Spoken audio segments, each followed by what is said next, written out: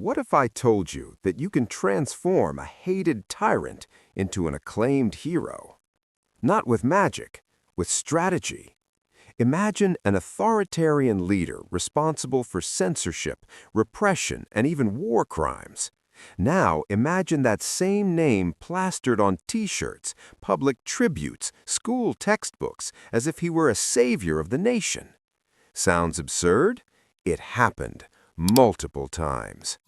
Stalin became Uncle Joe in the U.S. during World War II.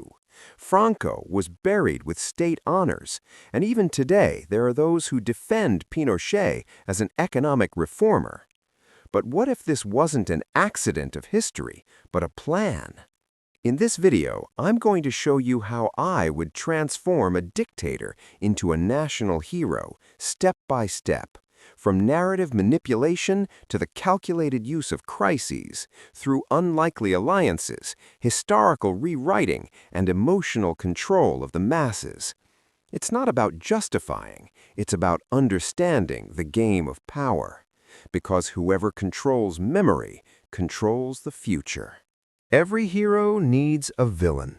And, ironically, the first step to transforming a dictator into a hero is creating an even worse enemy.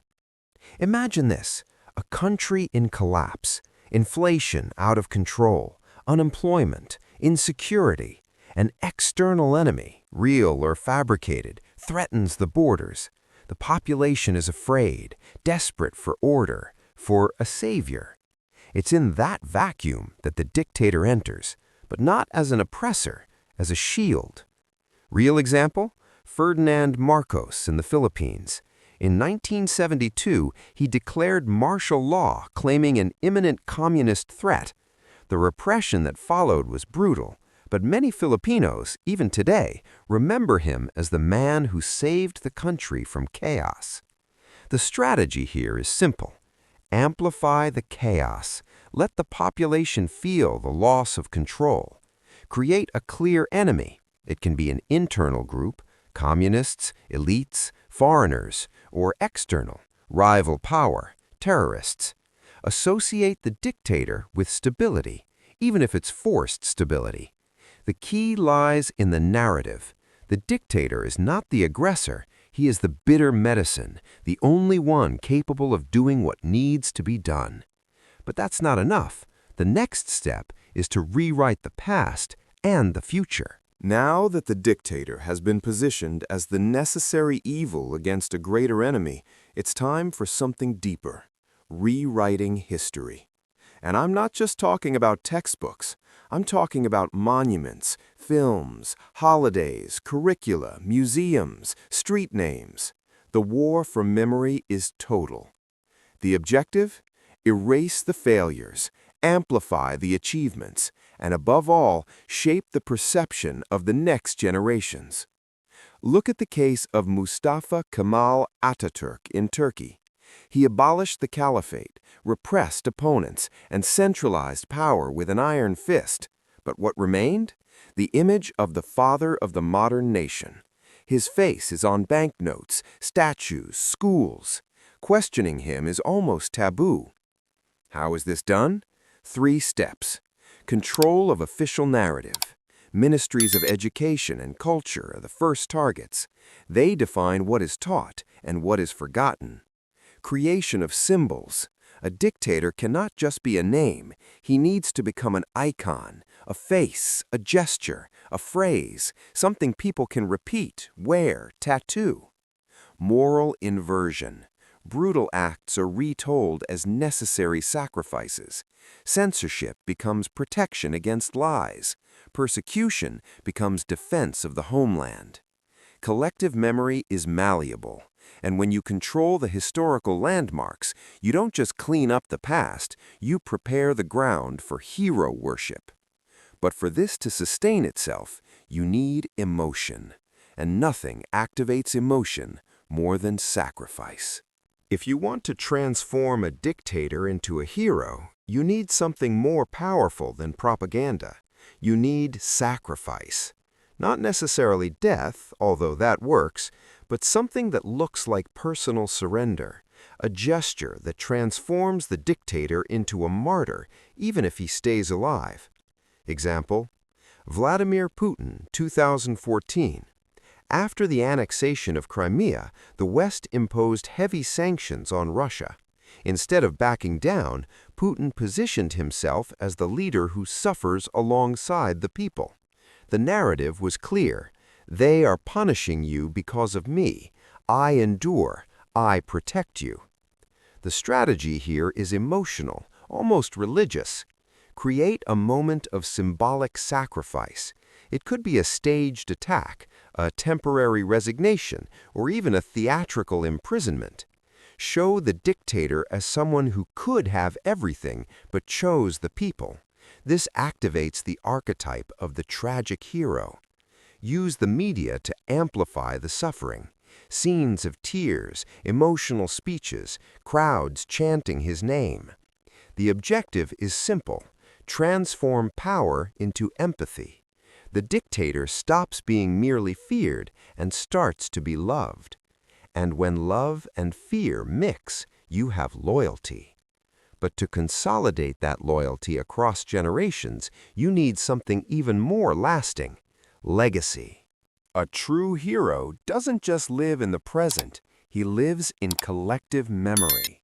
And for that, the dictator needs something that survives him: a carefully fabricated legacy. It's not enough to govern. You need to build landmarks that are remembered as historical achievements, even if they were strategic decisions, unpopular ones, or even morally questionable. Example: Augusto Pinochet in Chile. Despite denunciations of torture and murders, many still defend him for having saved the economy. The Chilean economic miracle was, in part, real, but it was also widely exaggerated, packaged, and sold as retroactive justification for the abuses. How is this legacy built? 3 pillars: visible works, major infrastructure projects, institutional reforms, physical symbols that last decades, bridges, highways, universities, all bearing his name. Measurable results, even if manipulated: falling inflation, GDP growth, increased security. Numbers are powerful weapons in the war of narrative. Creation of successors. The hero needs disciples, people who continue his vision, repeat his phrases, defend his image, even after his death. But the final blow comes with time. When opponents age, die, or are discredited, the dictator hero becomes the only version of history that remains. And then the cycle closes. When everything is in place, the enemy, the narrative, the sacrifice, and the legacy, the dictator no longer needs propaganda. He has become myth. And myths are not questioned, they are revered.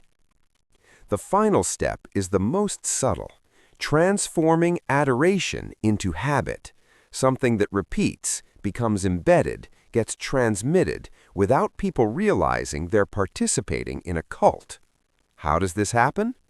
Daily rituals, singing the anthem while looking at the leader's portrait, repeating his phrases in speeches, using his image on commemorative dates. Media normalization, series, soap operas, songs, memes, everything reinforcing the image of the hero, not as direct propaganda, but as cultural background. Selective repression. You don't need to imprison all critics, just punish a few as examples. The rest stay silent out of fear or convenience. Over time, the dictator hero stops being a political figure. He becomes part of national identity, a symbol, a father of the nation, and most dangerously, someone who cannot be criticized without seeming like a traitor. That is the end point of the transformation, when the people defend the dictator without realizing they've been trained to do so. Now you know, heroes are not always born from good. Sometimes they are fabricated with fear, memory, and manipulation. But here's the question that really matters.